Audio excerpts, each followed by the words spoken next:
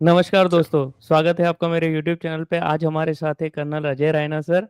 हम उनसे बात करेंगे रिगार्डिंग द जियो पॉलिटिक्स, जो अभी इतने सारे चेंजेस आ रहे हैं और बैक टू बैक जो इश्यूज आ रहे हैं उन सब के लिए हम डिस्कस करेंगे। सर, स्वागत है आपका मेरे शो पे। Sir, thank you very much आने के लिए। तो सर, धन्यवाद। चीजें तो बहुत सारी चल रही है, लाइक यूएस चाइना का हुआ है। चाइना ने अब सोयाबीन खरीदना बंद कर दिया, फ्रांस ने रशिया का ऑयल टैंकर सीज कर लिया, और गाजा पे भी अभी ये चल रहा है जिसपे पाकिस्तान ने यू टर्न ले लिया। लेकिन हम बात करेंगे सबसे पहले सर ये पीओके पे। जो ये पीओजेके है, I can say correctly, PoJK में जो अभी ये प्रोटेस्ट चल रहे हैं सर, और पाकिस्तानी आर्मी गोलियां चला रही है लोगों पे, इनोसेंट लोगों को मार रही है।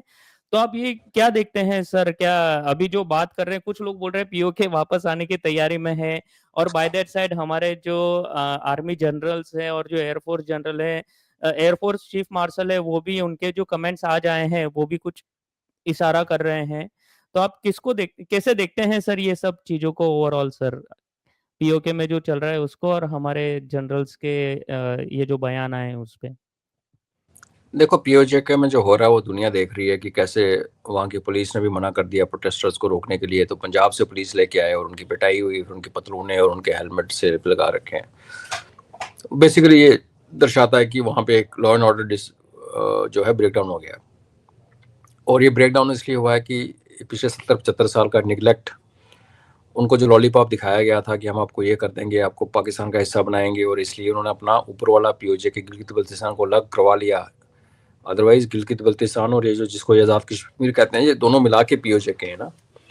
और अगर आप ज़्यादा टेक्निकल टर्म्स में जाएंगे, जो हमारी आज की पॉलिटिकल अलाइनमेंट है उसके हिसाब से गिलगित बल्तिस्तान है वो POL है, पाकिस्तान ऑक्युपाइड लद्दाख। और ये जो नीचे वाला एरिया है ये बेसिकली पीओजेके है, क्योंकि आज जम्मू कश्मीर अलग एंटिटी है और लद्दाख अलग एंटिटी है, अदरवाइज पूरा हुआ है।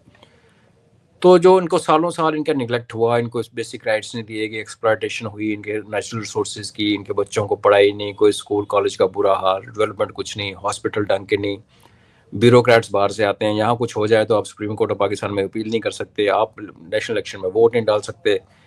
तो बेसिकली ये पाकिस्तान की जो लेबर है, लेबर फोर्स, जो 40 लाख लोग पीओजेके में रहते हैं उसमें से 21 लाख लोग पीओजेके के अंदर नहीं रहते। उनका उनके राशन कार्ड वगैरह वहाँ पे हैं, लेकिन वो लोग इधर पाकिस्तान में या गल्फ में, इंक्लूडिंग सीरिया, इराक, जहाँ दुर्गति हो रही है वहाँ पे वो लेबर का काम करते हैं।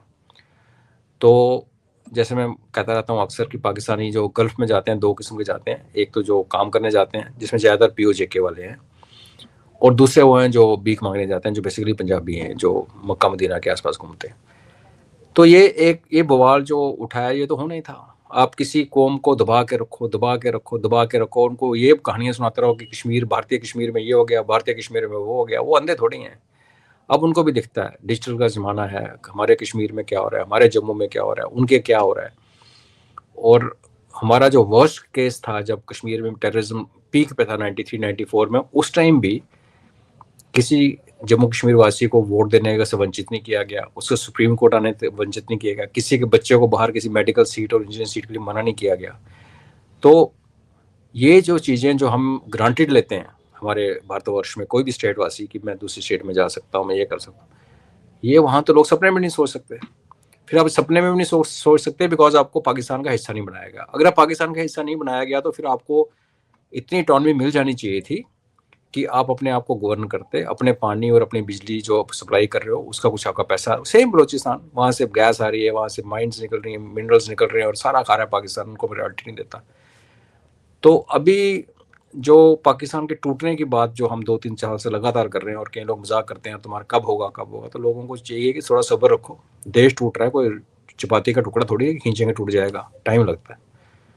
अब इस प्रोटेस्ट में हमारा कुछ रोल है नहीं है वो किसी का भी गेस है, रोल होना चाहिए, क्यों नहीं होना चाहिए। अगर हम अपनी पार्लियामेंट में कहते हैं पीओजे हमारा हिस्सा है तो रोल होना चाहिए। और मैं तो अब ये कहता हूँ कि रोल बढ़ के होना चाहिए, क्योंकि बलोचों और पठानों की तरह इनके पास हथियार नहीं है। और पाकिस्तानी पुलिस जो आई पंजाब से, जो पिटी, जो वीडियोज़ आपने देखे, तो नेक्स्ट उनकी फ़ौज आएगी। उनकी फ़ौज हमेशा अपने निहत्थे सिविलियंस को ही मारती है। बलूचिस्तान में जो अभी आर्म्ड स्ट्रगल चल रही है, उससे पहले जो उनकी थोड़ी पीसफुल कह लो या बिना हथियारों वाली स्ट्रगल थी, उसमें बुकती बुकती सब उड़ा दी उन्होंने 20 साल पहले। ये छोड़ते किसी को नहीं।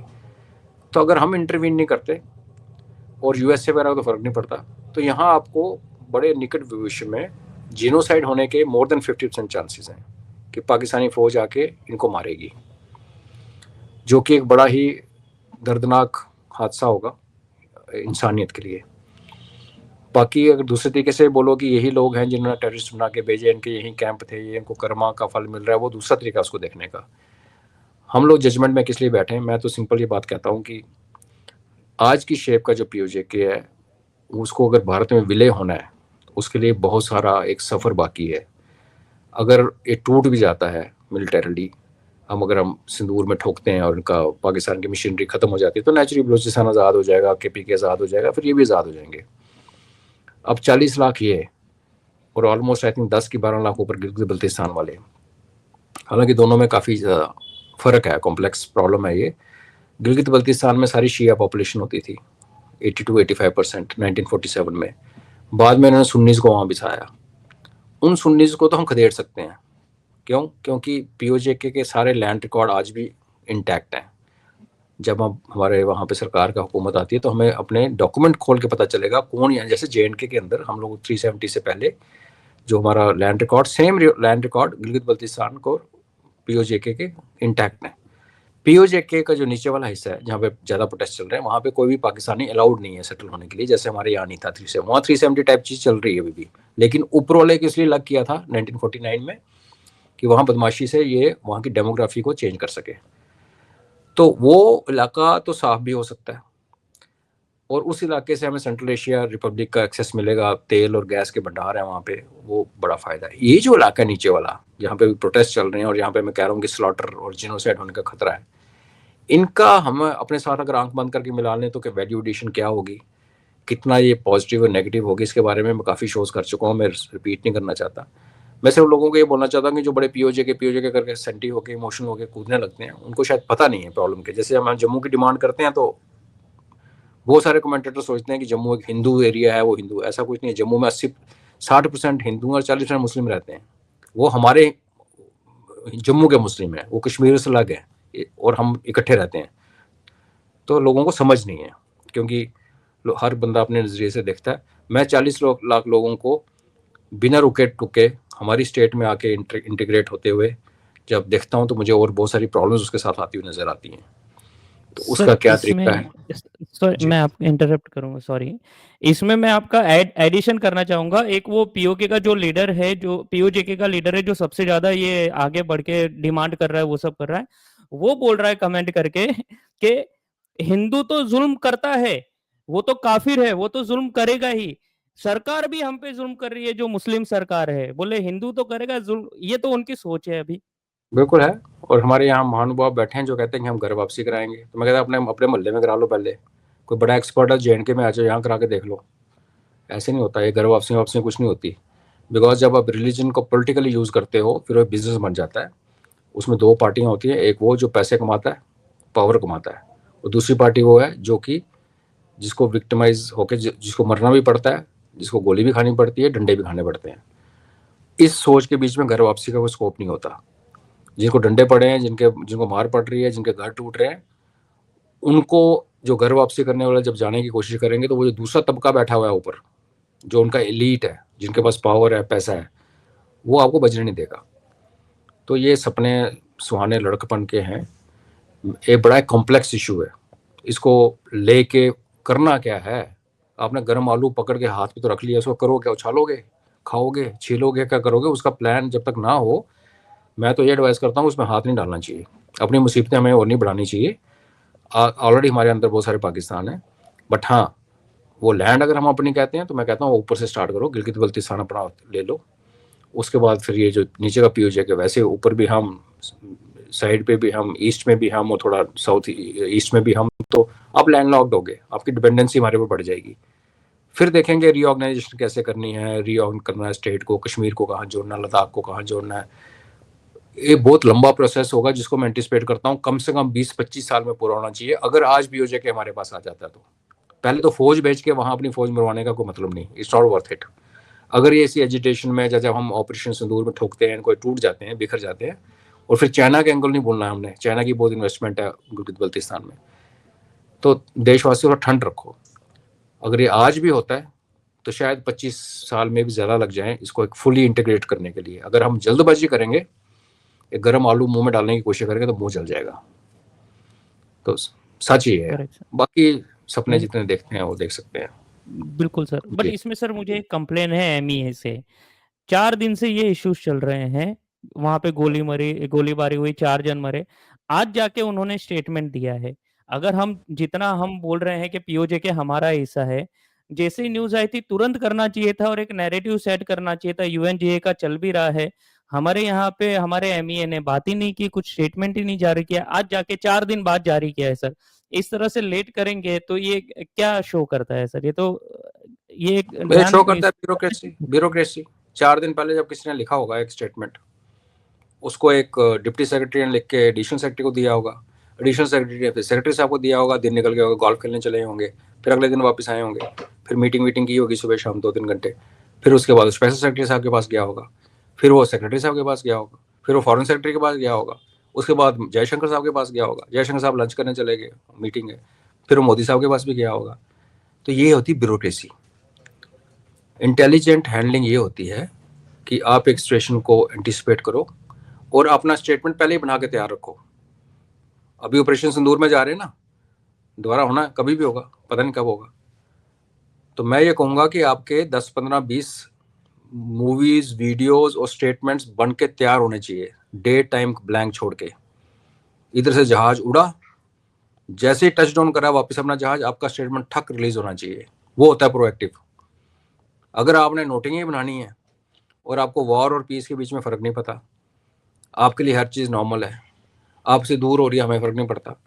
पिछले साल गिलगित बल्तिस्तान में प्रोटेस्ट हुए, 2 साल होते रहे लगातार, उनको गेहूं नहीं दिया पाकिस्तान ने, वहाँ उगता कम है, पॉपुलेशन बढ़ गई है, इनको बाहर से लाएं। तो मैं तब कह रहा था एयरफोर्स के जहाज भेजो ना, फेंको बोरियां गेहूं की। आप ऑफकोर्स सबको खाना नहीं खिला सकते, अगर वहाँ पे 1000 बोरी की ज़रूरत है, आप 10 बोरी फेंक के आओ। हमने ये काम श्रीलंका में किया था राजीव गांधी के टाइम पे। तो ऐसा नहीं कि राजीव गांधी जो बहुत बड़ा बब्बर शेर था और मोदी साहब जो है वो बिल्ली है, ऐसा नहीं है, वो बड़े शेर है उससे। पर बीच में जो ब्यूरोक्रेट्स पीओजे के बैठे हैं ना, वाले को, हाँ, फील तो हाँ कराओ वो पीओजे के वाले को कि हमारे हैं। एक बार फील तो कराओ कि कोई है, कैसे उनको करो, सपोर्ट बिल्कुल वही करो ना। उसी से। अब लड़की जा रही है, सुंदर लड़की, खूबसूरत है, अगर उसको जाके बोल प्रपोज तो करो, जाके प्रपोज नहीं करो, कुछ फूल शूल तो दो यार उसको वैलेंटाइन डे में। अपने घर में शीशे के सामने बैठ के बोलते रहो यार मैं, वो मेरी है। फिर वो जब दूसरा बगल वाला ले जाएगा तो फिर तुम गुड़गुड़ाने शुरू करो। चीन ले ही गया ना पीओजेके को प्रैक्टिकली, इन्वेस्टमेंट सारी चाइना के पास है उधर ऊपर पीओजेके में। तो और बड़े इशू हैं दिनेश। सीट्स हमारी 24 सीट्स हैं, बंद करके रखी हैं डिब्बे के अंदर 70 साल से, तो कौन से वहाँ 24 घंटे देके 28 हो गई।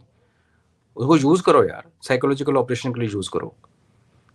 ऑनलाइन पोलिंग डेट अनाउंस कर दो कि फलानी डेट को एक दिन इंटरनेट पे पोलिंग होगी, पीओजेके के सारे निवासी उस पर वोट करें।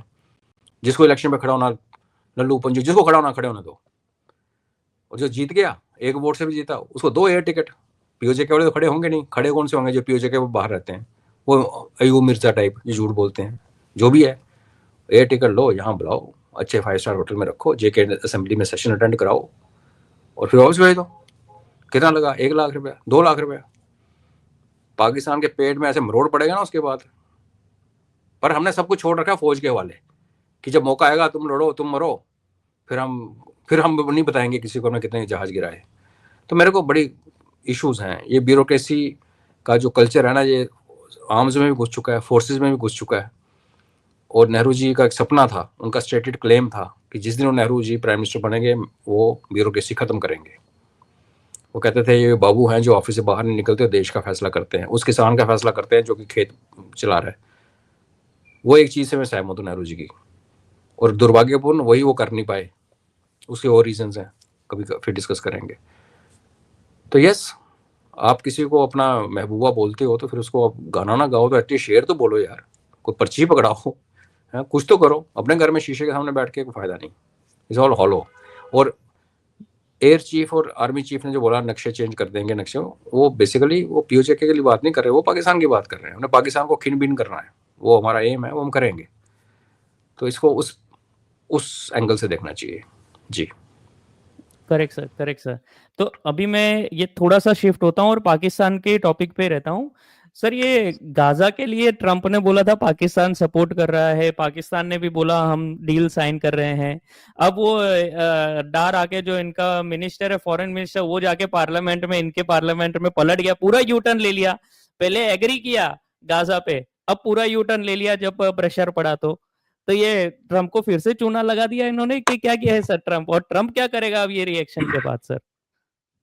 क्या करेगा? कुछ नहीं करेगा। उसने क्या करना है? उन्हें कंघी करनी है, चल पड़ना है, जो सामने स्टेटमेंट लिखा बोल देना, एक पेन पकड़ना, वो साइन कर देना। ट्रम्प करता क्या है? और वो एक बिजनेसमैन है। हम लोगों को इतना तो ग्रांट करना चाहिए कि जहां बाइडेन जो था वो सोता हुआ ऑफिस में आता था और इमेजिनरी लोगों से हाथ मिलाता था, ये बेवकूफ़ नहीं है, ये इनकेपेबल नहीं है, ये समझदार है। इसने बिजनेस एम्पायर खड़ा किया है। और एक पॉइंट ऐसा था कुछ पिछले साल तक जहां ये पूरे सिस्टम से लड़ा, अमेरिका की, जो इसको जेल में डालने के चक्कर में था। प्रॉब्लम ये आ रही है कि जो वो बिजनेसमैन है, पॉलिटिशियन नहीं है, और उसके जो एडवाइजर हैं वो उसको फेल कर रहे हैं। कोई भी बिजनेसमैन किसी भी घाटे का सौदा नहीं करता। इसने जितने सौदे किए हैं सारे घाटे के किए हैं। आपने हमसे पंगा ले लिया, चाइना से पंगा ले लिया, रशिया से पंगा ले लिया, रशिया आपको मुंह पे थूक रहा है। पुतिन ने फिर स्टेटमेंट दे दिया, जो पहले उसने कहा था कि भाई तमीज से बात करो भारत और चाइना से। तो आपने जगहसाई करा ली, आपका सोयाबीन नहीं बिक रहा, आपका कॉर्न नहीं बिक रहा, आपके लोगों के पास तनख्वाह देने के लिए पैसे नहीं, बजट लैप्स हो गया, आपके फार्मर्स रो रहे हैं। तो क्या जिस बंदे ने बिजनेस एम्पायर खड़ा किया हो, उसने उसको जब ये प्लान बताया जाता है कि सर ऐसे करते हैं, भारत पे 100% टैक्स लगाते हैं, तो उसके फिर एक प्रेजेंटेशन बनी होगी ना, उसमें एक फ्यूचर बताया होगा कि सर ऐसे हो सकता है, भारत मान जाएगा, शायद ना माने, या पार्शली माने। ये सारी वॉर गेमिंग होती है, ये एडवाइजर्स का काम होता है। लीडर्स चाहे हमारे हों चाहे यूएस में हो, ये काम ब्यूरोक्रेट्स का, एडवाइजर्स का, उनका होता है। क्योंकि हमारे तो ऐसे ऐसे लोग यहाँ रक्षा मंत्री बन जाते हैं जिनको ये नहीं पता है कि जनरल और कर्नल में फर्क क्या है, रैंक नहीं पता, क्योंकि वो फौजी फैमिली से नहीं आई। क्या कसूर है उनका? नहीं कसूर यार, जैसे हमें नहीं पता होता कि इन चीज़ों का फौज में। वहाँ ऐसा नहीं है, वहाँ स्पेशलिस्ट लोग बैठते हैं। वहाँ कोई जो अगर डिफेंस सेक्रेटरी है तो उसकी एक डिफेंस बैकग्राउंड होती है। वो अगर वो फौजी नहीं होगा तो वो किसी सिक्योरिटी चैनल के में कुछ होगा, किसी अपने इस्टेब्लिशमेंट में जाता है। वो होने के बावजूद अगर आप ये कुछ कर रहे हो, ये आउटपुट है आपकी, तो इसका मेरे को क्लियर दिखता है कि ट्रंप की को जो लोग एडवाइस कर रहे हैं वो लोग अमेरिका को डुबोना चाहते हैं। मैं ट्रंप को आज भी इतना ग्रांट करता हूँ, वो ठीक है, बोलता है, फ्लैम्बॉयंट है, वो उसकी नेचर है, बट जो डिसीजन ले रहा है, पाकिस्तान जैसे बंदे से हाथ मिलाना, उनको कोट करना कि गाजा के में उसका बड़ा अच्छा रोल है, वो हमारे साथ खड़े हैं, नोइंग वेरी वेल कि पाकिस्तान में जूते पड़ जाएंगे अगर कोई गाजा के जी भी किसी ने उल्टा बोल दिया। आपकी हिम्मत पड़ी नहीं थी जब नवाज शरीफ ने बोला था मैं सीरिया बॉर्डर पे अपना जॉर्डन पे आर्मी भेज रहा हूँ। फिर बोला जॉर्डन में जिया के टाइम पे गई थी, उसके बाद यमनीज के लिए, सऊदीज एंड जॉर्डनियन का। तो तब पीटीआई ने बोला था भेज के देखो। आप ईरान के खिलाफ पंगा करोगे ना, चाहे वो जॉर्डन में, चाहे यमन में करो, चाहे हिजबुल्ला के साथ या गाजा में करो, आपके घर के अंदर आग लग जाएगी। आप कहते हो 16% है, 26 से 28% शिया है पाकिस्तान में, और वो जो शिया जिस लोकेलिटी में रहते हैं ना, वहाँ के सुन्नी भी उन शिया के पीरों के पैर छूते हैं। उनका इतना इन्फ्लुएंस है अपनी लोकल कम्युनिटीज़ पे। तो ये चीज़ें जब तक पता ना हो ना, अगर मेरे को पता है यहाँ बैठ के, तो नेचुरली जो हमारे फॉरेन मिनिस्ट्री में बैठा है, जो बंदा डील कर रहा है पाकिस्तान के साथ, उसको सब पता होगा। तो वो भारत की जो प्लानिंग होगी उसके ऊपर डिपेंड करेगी। तो अमेरिका को नहीं पता, उनकी सीआईए हर जगह है। पाकिस्तान के साथ तो सीआईए सोती रही है बेड में कितने साल, उनको तो पाकिस्तान के अंदर एक एक रग का पता है। पाकिस्तान में जब जनरल नहीं बन सकते, जब अमेरिकन उसको ओके नहीं करते, वो होने के बावजूद अगर आप पाकिस्तान से हाथ मिलाते हो भारत के खिलाफ, तो उसमें एक ठीक है, आप ट्रंप हो, आप कन्विंस हो गए, आपको बोला सर हम पाकिस्तान को दोस्त कर लेते हैं, हम इंडिया को भी फिंगर करेंगे, अब ईरान को भी फिंगर करेंगे, सी पैक भी खत्म कर देंगे और अफगानिस्तान पे कंट्रोल करेंगे। बहुत अच्छा है। अगर इसको आप अच्छी तरह अंग्रेजी में लिख के करोगे तो एक पॉलिटिशियन उसको मान भी लेगा। लेकिन अगर उसको ये नहीं बताया जाएगा कि इसमें खतरा ये है कि चाइना पीछे हट गया, जब सी पैक से निकालेंगे और बाहर तो चाइना ने हाथ मिला लिया, तो लेने के देने बढ़ जाएंगे इधर, तो फिर क्या वॉर गेमिंग हुई?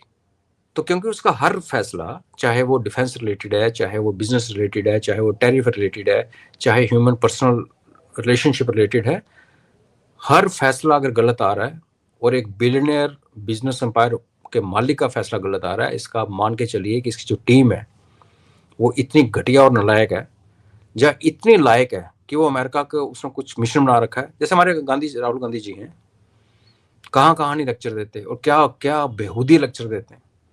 या तो बिल्कुल बेवकूफ़ हैं, जो मैं नहीं मानता, या वो इतने एच हैं कि वो हमारी जगह सही कराना चाहते हैं, हमारे लीडरशिप की जगह सही कराना चाहिए, अपनी उनकी जो खिली उतर गई वो परवाह नहीं। तो ऐसे वाले लोग बड़े खतरनाक होते हैं दिनेश। तो मुझे लगता है कि ये जो आपने पूछा, ये जो कर रहा है, जिसके साथ जो हो रहा है, जो पाकिस्तान का यू टर्न, अगर आपने पाकिस्तान से हाथ मिलाने से अगर ये भी डिस्कस नहीं किया कि सर जैसे पॉसिबिलिटी पाकिस्तान के अंदर प्रेशर आएगा, पाकिस्तान नहीं कर पाएगा, तो अगर हम इनकी हेल्प लेनी है तो चुपचाप ले लेते हैं, इनके पासपोर्ट का भी ठप्पा लगा not to travel to Israel. आप कह रहे हो कि वो तो खड़ा हो रहा है, फिर कहते हो उसकी आईपी उसकी peace keeping force Pakistani army आएगी, इसराइल कहता भारतीय आर्मी आएगी। ये चीज़ें सारी बैकग्राउंड में बैक चैनल्स में पहले सेटल होती हैं, दोनों पार्टियों से बात होती है, जिसकी फौज आनी है उससे भी पूछा जाता है, और फिर आप एक अनाउंसमेंट करते हो, वो होती है डिप्लोमेसी। यहाँ क्या है कि अभी तक आपने बीज बोया नहीं खेत में और आप चल पड़े फसल बेचने के लिए, तो पीछे से फसल होगी नहीं। कोई कौवा खा गया बीज को जो आपने डाला था, कोई चिड़िया खा गई, वो तो बरसात बरसों तो बाद में आनी है। तो ये ट्रम्प अगर ऐसी सोच वाला बंदा, वो बिजनेस एम्पायर नहीं खड़ा कर सकता। हाँ, ये भी हो सकता है कि ये इतना ही बेवकूफ़ है लेकिन इसकी बिजनेस टीम बहुत अच्छी है, ये भी हो सकता है कि उन्होंने इसको इतना खड़ा किया। अदरवाइज मेरे को ये चीज़ हजम नहीं होती, राहुल गांधी की बेवकूफ़ी भी हजम नहीं होती, क्योंकि वो बेवकूफ़ है, वो तुम्हें पता है। लेकिन उसके जो एडवाइजर हैं, सोरोस है, फलाने हैं, जो बाहर बैठे हैं, वो बड़े शार्प लोग हैं, और उसके उनको मिलके आता है और फिर ऐसी बेवकूफ़ी हरकतें करता है। तो मुझे फिर समझ आती है कि इतना बेवकूफ़ है कि बाहर की उनकी उनकी बुद्धि से भी ये काम नहीं चल रहा। दूसरा तरीका ये है कि इतना श्रूड है कि उनके साथ मिलके देश का बेड़ा गर्क करने में लगा हुआ है। तो ट्रम्प का नहीं मुझे समझ आता, राहुल को मैं फिर भी कभी कभी डिसाइफर हो जाता है, यस, ट्रम्प ने आप इतने टोटली बेवकूफ़ नहीं एग्री। होते या। बिल्कुल, बिल्कुल सही बात है सर आपकी। सर इसमें अब मैं थोड़ा-सा शिफ्ट होना चाहूँगा because of the time constraint अपना है, जो रशिया की तरफ। पुतिन ने तो सर तारीफ़ कर दी इंडिया, चाइना की। पुतिन ने यूरेनियम का भी बोल दिया कि भई वो यूरोप को बोल रहा है कि इतना आप ऑयल ले रहे हो, तो इतना बिज़नेस कर रहे हो, तो मत करो, बट यूरेनियम तो आपने ऑयल से ज़्यादा बिज़नेस किया है 2024 में। तो या वो एक जवाब दे दिया। अब प्लस फ्रांस ने वो एक ऑयल टैंकर पकड़ लिया है, जो रशिया से रिलेटेड है। तो जैसा आप बता रहे थे कि फ्रांस, जैसा हम आपका और हमारा भी डिस्कशन हुआ था जिसमें आपने कहा था कि भाई हो सकता है वेस्टर्न कंट्रीज जो अभी इकोनॉमिकली डाउनफॉल में जा रही है, तो हो सकता है वो वॉर एक्सपोर्ट करे, जिससे वो अपने जो पब्लिक है उसको समझा सके। ये एक रीजन हो सकता है सर, या फिर वो कुछ अलग प्लान कर रहे हैं, जो ये यूरोपियन यूनियन वाले और फ्रांस स्पेसिफिकली। तो क्या लगता है सर आपको, ये क्यों ऐसा किया उसने, फ्रांस ने, और प्लस अब क्या देखते हैं सर यूक्रेन वॉर का आप आगे फ्यूचर? देखो, कुछ भी रीज़न हो सकता है। प्राइम रीज़न तो हम डिस्कस कर चुके हैं कि जब हमारे आपके घर के अंदर जब भांडे बर्तन खड़कने लगे तो आप बाहर भाना, वो एक है। फ्रांस जो है वो इसराइल को भी ओपनली चैलेंज कर रहा है, ये बोल के कि पैलेस्टीनियन स्टेट होनी चाहिए, तो नेचुरली यूएसए के साथ भी एक आंकड़े पे चला हुआ है। ये जो शिप पकड़े जाते हैं, ये शिप आज थोड़ी चलनी शुरू हुई है, बड़ा तेल यहीं से निकला है। फ्रांस को भी पता है, यूरोप ने भी खरीदा है नहीं, ये 2 नंबर के शिप होते हैं, इनका माँ बाप कोई नहीं होता। हालांकि अभी ये भी कह रहा है कि भारत के शिप भी हैं, पुष्पा पुष्पा जो पकड़ी गई, जो भी है, पता नहीं किसी फॉरनर ने कि पुष्पा मूवी देख के अपना नाम का शिप ना रख लिया हो, पुष्पा क्या पता, जो भी है। तो ये इंट्रिकेसीज नहीं समझ आती, नहीं पता चलता। एक स्टेटमेंट में दिया जाता है, कभी एक देश के खिलाफ, एक दुनिया के खिलाफ, अपने डोमेस्टिक ऑडियंस के खिलाफ। कई बार आपकी बिजनेस राइवलरी इतनी बढ़ जाती है कि जिस कंपनी का वो जहाज कर रहा है, हो सकता है आपका एक बिजनेस गवर्नमेंट में एक ऐसा बंदा बैठा है जिसके बिजनेस इंटरेस्ट में कुछ क्लैश हो रहा है। तो हजार चीज़ें हैं। मोटा मोटा अगर आप बाहर से देखो तो यही लगता है कि आप इतने वीक हो चुके हो, आप ऐसे स्लिपरी स्लोप पे पूरे यूरोपियन कंट्रीज देखो कि अभी वॉर में आपको एक अपने बचने का एक होप नज़र आती है, अदरवाइज आप रिकवर नहीं कर पा रहे। आपकी डेमोग्राफी आपके काबू नहीं आ रही। आपके एरियाज फ्रांस में, जर्मनी में, इटली में भी इनफैक्ट ऐसे आ गए जहाँ पे उनकी पुलिस एंटर नहीं कर सकती। तो और ऊपर से आपकी इकॉनमी टूट गई, ऊपर से चाइनीज ने आके आपकी मैन्युफैक्चरिंग ओवर टेक ओवर कर ली। गैस और तेल अमेरिका कहता रोक दो, एक पाइप उड़ा दी, और फिर आप क्या करोगे? क्या बचता है? अगर आप भी हो, आप प्रेसिडेंट हो फ्रांस के, क्या करोगे यार? फिर आपको यार अब मरता क्या ना करता, लड़का लड़ाई लगवा लो, देखी जाएगी, लड़ाई लग जाएगी, नेटो नेटो होगा, अमेरिका आएगा, रशिया होगा। और ये नहीं, उनको ये नहीं पता कि लड़ाई लगेगी तो फिर न्यूक्लियर पे खत्म होगी, ये भी उनको पता है, बट दे डोंट केयर। वो कहते हैं हमने वैसे भी मरना ही है, तो चलो ऐसे मर के देखते हैं, हो सकता बच जाए। ये इंसानियत सर होती है। ये पॉपुलेशन लाते टाइम नहीं सोचे, तो अब क्या सोच सकते हैं? नहीं, वो तो डील थी ना, जो यूरोप में माइग्रेशन हुई है वो डील थी। वो मोहम्मद बिन सलमान ने मुस्लिम फुटप्रिंट बढ़ाने के लिए उसने सारे यूरोपियन लीडर्स के साथ डील की, बिकॉज वहाँ यूरोप में जब एक president, prime minister, chancellor retire होता है तो उसको हमारी तरह एक बड़ा सा घर और 25-30 बंदे नौकर चाकर नहीं मिलते। वो ब्रेड खरीदने के लिए साइकिल पे आता है अगले दिन। इनफैक्ट यूरोप में ऐसी कंट्रीज है यहाँ पे सर्विंग प्रेसिडेंट भी अपनी ब्रेड लेने के लिए साइकिल पे जा रहा होता है सुबह।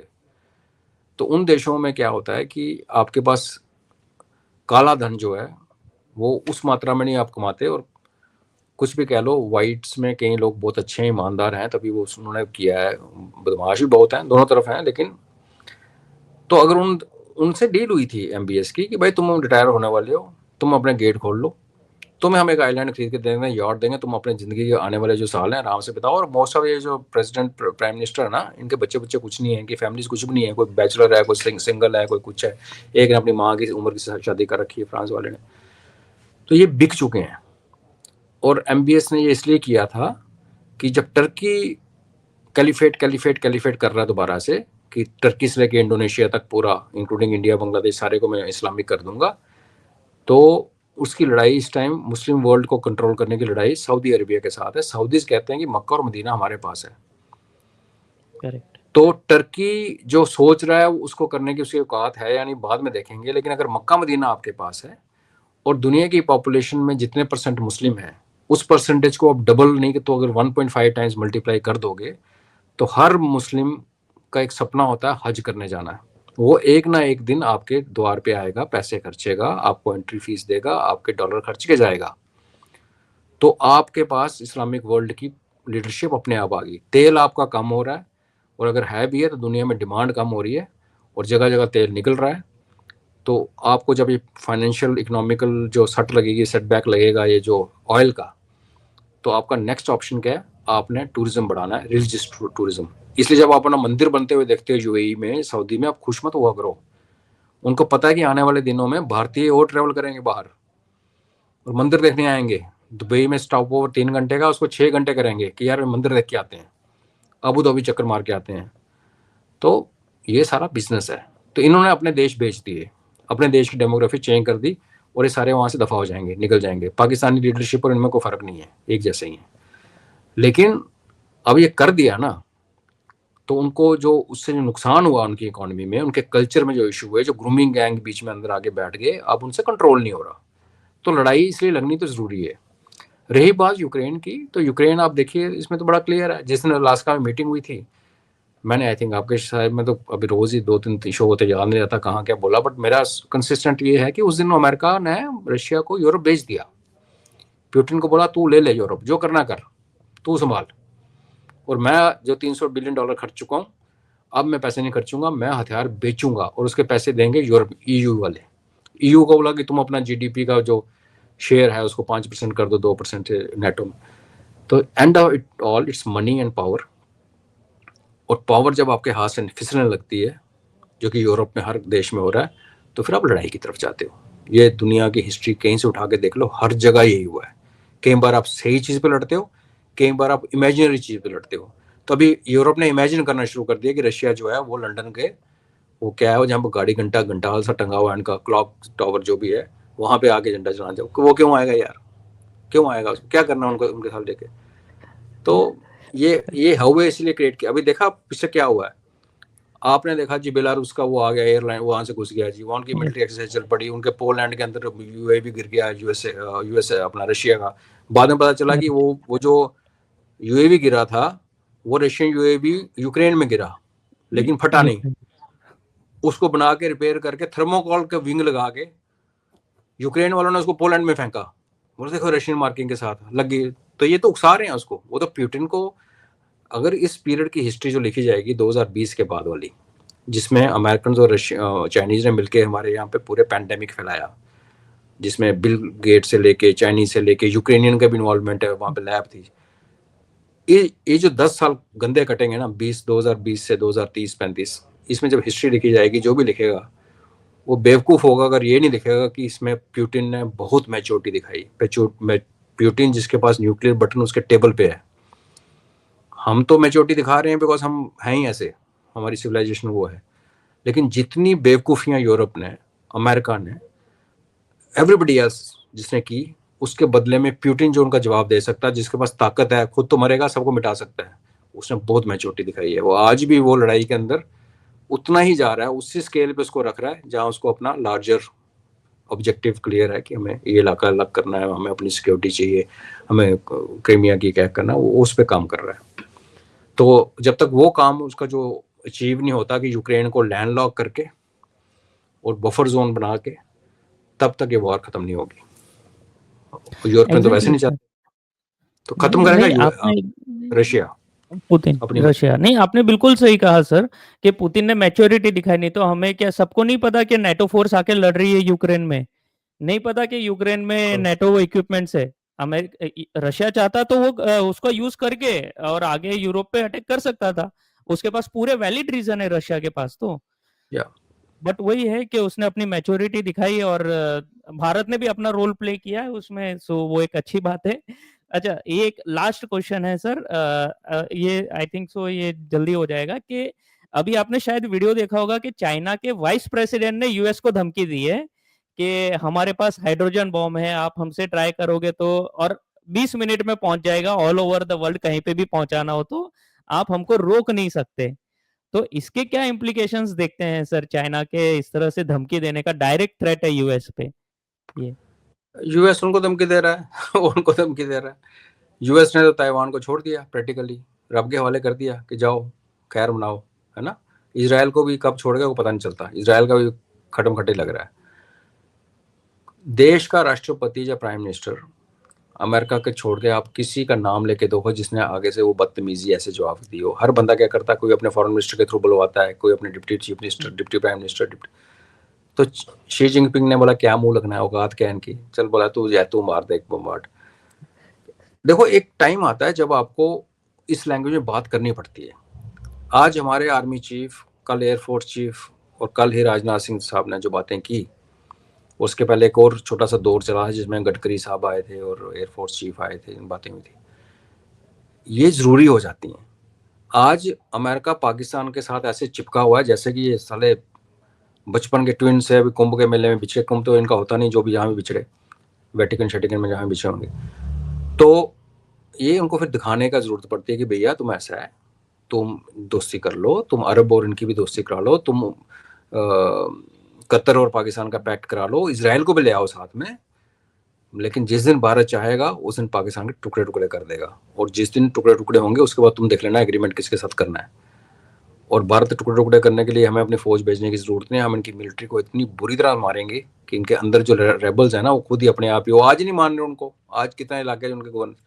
तो ये स्टेटमेंट्स होते हैं। तो क्यों आपको लगता है कि सडनली हमारे आर्मी और डिफेंस मिनिस्टर से एकदम से आना? बिकॉज अब हम उस थ्रेशोल्ड पे भी आ गए, हम तैयार भी हैं।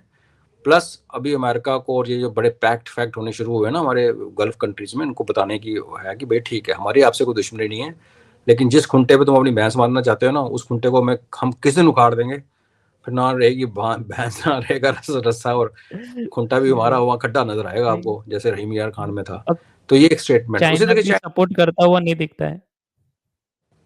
नो नो, बेवकूफ है चाइना, चाइना अमेरिका थोड़ी है। चाइना चाइना है, चाइना ने अमेरिका के ऊपर चढ़ के उनकी हेल्प लेके एक अंडर डेवलप्ड कंट्री से जो सफर उनका डेवलप्ड कंट्री के बीच में 20 साल में पूरा किया है।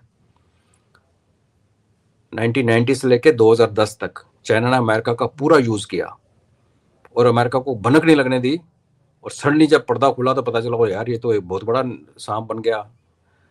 अब क्या है कि अभी अमेरिका की डिपेंडेंस चाइना के ऊपर इतना ज़्यादा हो गई है कि अब अमेरिका चाहे भी तो चाइना का कुछ नहीं बिगाड़ सकता, उसे धमकियाँ दे सकता है। लेकिन चाइना उस पोजीशन में आ गया है कि वो चाहे तो अमेरिका को मिलिटरली भी हिट कर सकता है।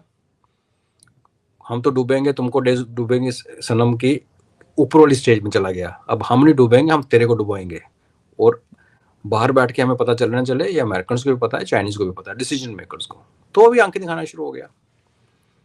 क्योंकि देखो आप हिस्ट्री के सबक देखो, वर्ल्ड वॉर 2 से पहले जापान प्रोग्रेस कर रहा था बहुत तेज, और तब की या बुक्स और लिटरेचर पढ़ी करंट वाली उस टाइम की, तो हिस्ट्री की किताबें नहीं जो उस टाइम लिखी गई, उसमें एंटिसिपेट किया जा रहा था कि और 10 साल में 15 साल में जापान जो है वो अमेरिका को ओवरटेक कर जाएगा, और वो कारण है कि जापान के ऊपर न्यूक्लियर बॉम्ब फेंके गए। अमेरिका को जापान से क्या खतरा था?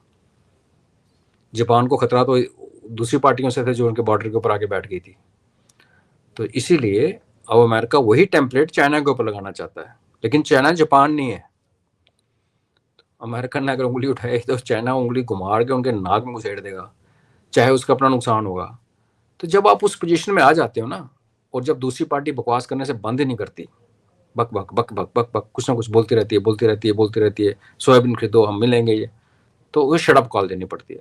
उसके लिए आपके पास दाने होने चाहिए घर में। तो चाइना के पास दाने हैं, हमारे पास दाने हैं, तो हम भी बोल रहे हैं पाकिस्तान के टुकड़े टुकड़े कर देंगे। बस ये है, सिंपल। सही है सर।